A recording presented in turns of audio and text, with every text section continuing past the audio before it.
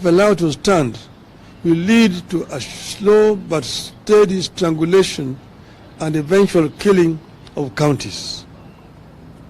The National Assembly must get it very clear that revenue allocation to counties can only go up, not down, unless the intention is to kill devolution.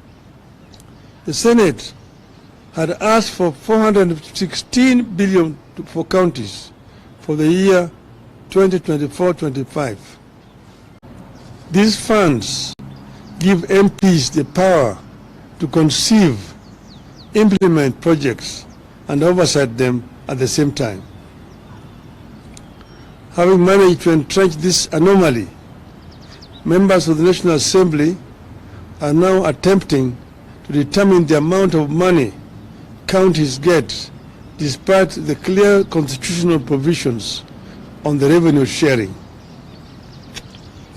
The members of the National Assembly are also scheming to dip their fingers into more executive projects like road maintenance levy fund at the national constituency level, in addition to the National Government Constituency Development Fund and the National Government Affirmative Action Fund. The Constitution assigns 3 roles to members of Parliament, and this is universal. 1, representation, 2, legislation, and 3, oversight. I repeat, representation, legislation, and oversight, period. Execution or implementation of programs has never been and can never be the job of members of Parliament without creating a serious accountability crisis in our governance system to the detriment of us all. Parliament makes laws and ensures that the laws are implemented and followed. It is against this backdrop that I find the ongoing standoff between our 2 houses of Parliament over division of revenue extremely scary, unhelpful, and unnecessary. The Constitution we promulgated in 2010 guides the way the government and our country works. It divides the government into 3 parts, each with the power to keep the other parts under control. It further creates 2 levels of government: the national government and 47 county governments. The 3 parts you know: the executive, the legislature, and the judiciary. The 2 levels of government work in close consultation as espoused in Article 6, subsection 2 of the Constitution, which states, and I quote, "The governments at the national and county levels are distinct and interdependent and shall conduct their mutual relations on the basis of consultation and cooperation," unquote. Now, because MPs want to have their way with the abrogation of the Constitution and getting their pound of the flesh with regard to NGCDF, the Senate and the National Assembly are unable to agree on something the law is so clear about: sharing of the revenue between the national government and the county governments. Apparently, the National Assembly is in support of provisions that will lower the amount of money shareable to counties against the provision of the laws of the land and the tradition established since the coming of the devolved units. Against the laws of the land, the National Assembly is supporting a proposal that would provide that any revenue shortfall in the country is borne by both levels of government. The result of this unhelpful and unnecessary deadlock is that the operations of the already strained devolved units are moving towards a standstill with critical services in jeopardy. This unlikely and unhelpful fight over allocation of revenue to counties threatens a shutdown at the counties at a time Kenyans need the units to function optimally and help boost the country's increasingly fragile economy. The National Assembly is pushing for the proposed amendment to the Division of Revenue Act, in which they recommend a 380 billion allocation to counties, which stands in contrast to the 400 billion already stipulated in the Appropriations Act, which is currently in force. The National Assembly is going all out to reduce revenue allocation to counties in complete disregard of the Constitution and the recommendations of the Senate. This move is not only illegal and unconstitutional, it also sets an extremely dangerous precedent which, if allowed to stand, will lead to a slow but steady strangulation and eventual killing of counties. The National Assembly must get it very clear that revenue allocation to counties can only go up, not down, unless the intention is to kill devolution. The Senate had asked for 416 billion for counties for the year 2024-25. After negotiations, Senate settled on the figure of 400 billion, which is set out in the Division of Revenue Act 2024.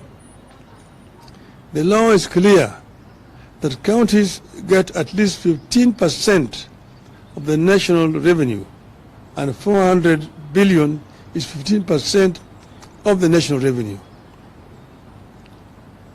Every 5 years, this country goes to elections, and all positions are available, from the president to governor to senate to MPs and all the way to the members of county assemblies.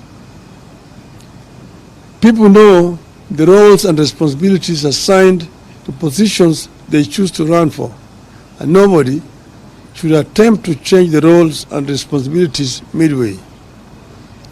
It is urgent that both houses come together to allow the country government get their rightful share of funds and discharge their responsibilities to the people of the country. The National Assembly must do the right thing and work with the Senate to get the correct amount of money to counties. More than a decade into the two levels of government, the management and funding of devolved units should be getting more efficient and more predictable. The current standoff and attempts to tamper with the allocation indicate a dangerous backward march. I urge our members of parliament to be enablers of devolution and refuse to be in partnership with those determined to frustrate and kill devolution. End of statement. But I may just add off the cuff that devolution that we came up with has got many enemies. Many people do not want devolution to work in this country. You know, we had put in the Constitution a minimum of 15%, but it does not have to be the minimum. It can go higher up. That's why in the BBI we had wanted to raise it to a minimum of 35%. For your information, in a country like Nigeria, which is devolved, a three-tier, the local governments get 20% of the revenue. The state government get 35%. The federal government gets 45%. In other words, 55% of the total revenue in Nigeria are devolved. And that's when the devolved units work is when the country works. It is in the interest of the national government to release more resources to the counties. That is when this country is going to be properly run.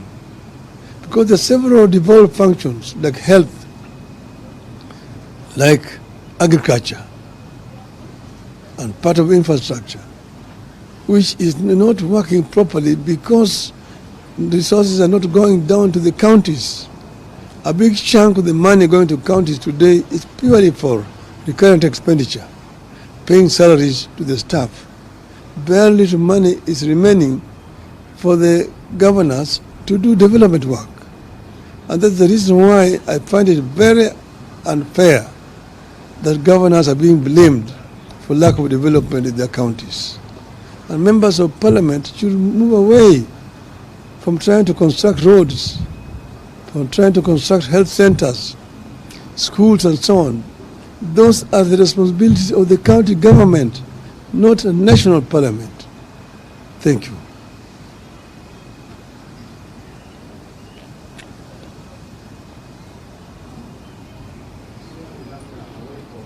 No, only this subject.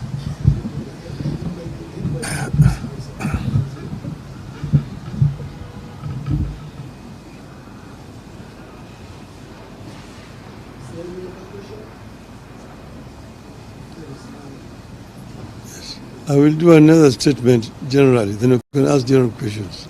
Today is about this issue of revenue share. Okay?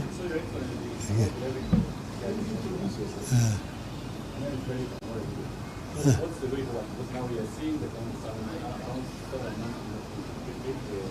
assembly is having a stand, which the secretary is taking.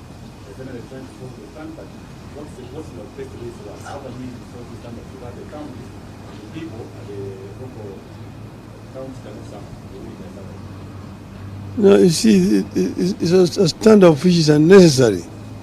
I'm just asked the members of National Assembly to be more patriotic and move away from functions which are not theirs. It is very clear. It's so clear that, I feel very frustrated because I was involved in the drafting of this constitution. And we know exactly how this constitution is supposed to work. But the greed of members of parliament. Members of parliament want to be constructing roads. Members of parliament want to be constructing health centers. They want to be contractors themselves. Who is going to oversight the government? If the oversighter himself is the implementer. It does not happen anywhere in the world.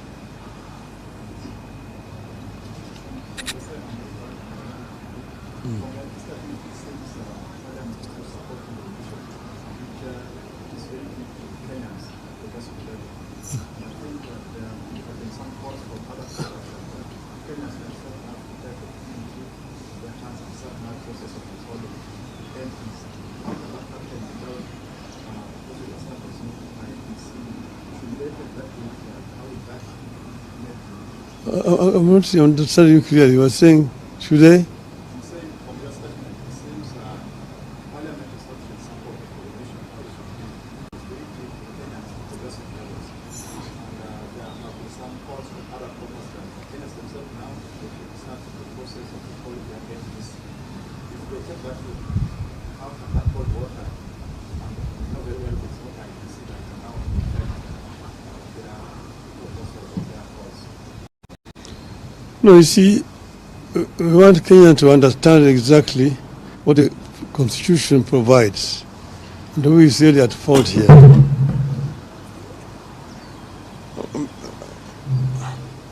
I'm basically trying to create some clarity for this issue because there's some kind of cloud. People don't understand really the bone of contention between the Senate and the National Assembly. And you can also see that, on the other hand, the county government are being blamed, the governors, for lack of development, that they're not doing anything. The development which is available is only done by members of parliament. See members of parliament constructing roads, members of parliament constructing health centers, schools and so on. Because the funds which are supposed to go to the counties for those purposes are being held by the national government in what they call National Government Constituency Fund. And even this road levy fund is going to members of parliament. This is not the work of MPs, this is the work of counties. Today, the bulk of the revenue that goes to counties goes for purely recurrent expenditure. Nearly 70% of the revenue going to counties is only for recurrent expenditure, paying salaries to workers and so on. Only 30% remain for development, which is very inadequate indeed. Because the bulk of which will be going there is going into these other funds, which are under control of members of parliament. So if that were to change, then the equation will change. Nearly 50% of revenue going to the counties would be for development projects. And the counties are the ones which are actually best suited to do the development. And then you have got the county assemblies to oversight. Members of parliament are supposed to oversight the national government. You see, they're supposed to represent their constituents. Two, they're supposed to legislate. And three, they're supposed to oversight the national government. But they themselves are now being involved in the execution of projects at the constituency level. In fact, there's very little work being done in the National Assembly. The Assembly is most of the times empty. There are no debates taking place in that parliament the way it used to be when we were members of parliament those days. Parliament is no longer doing its work as a National Assembly. This is why we are really calling them to account.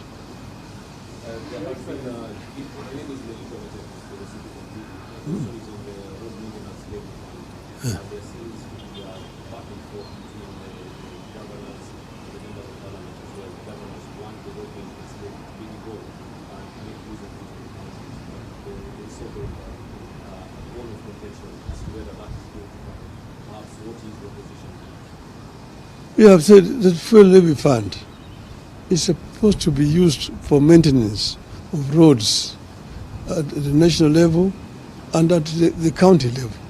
So that should go directly to the kitty of the county government, not constituency fund being controlled by members of parliament. That's what I'm saying. It is the members of parliament are not supposed to be executing things. The members of parliament are supposed to be oversighting. But if an MP himself is the executor, you have a situation where MPs themselves are the contractors. I know examples where you find a president going to launch a road, the contractor is a member of parliament. So if that's not a conflict of interest, I don't know what conflict of interest is. It is embarrassing, very embarrassing indeed. When the president came to power, the government came back, they promised to empower the president. They promised to enhance the sources of economy. But what we are seeing from the Secretary of the National Assembly is all what the promise. As part of these lies that the Secretary of the Yes, you know, there's a whole competition between the National Assembly, the national government, and the counties. See, there are people who don't believe in devolution, people who really prefer a unitary system of government. They think that governors are an unnecessary burden. They would rather deal with DCs. And you see these attempts to resurrect the provincial administration, which actually under the constitution was supposed to be replaced with the county government. But we are dealing with people who do not want devolution. So devolution is under threat. And those of us who were there, who fought to bring devolution, must stand up and be counted and defend devolution. We do believe very strongly that a devolved system of government is what will ensure equity in sharing of resources in our country and equal development across the whole country. Thank you.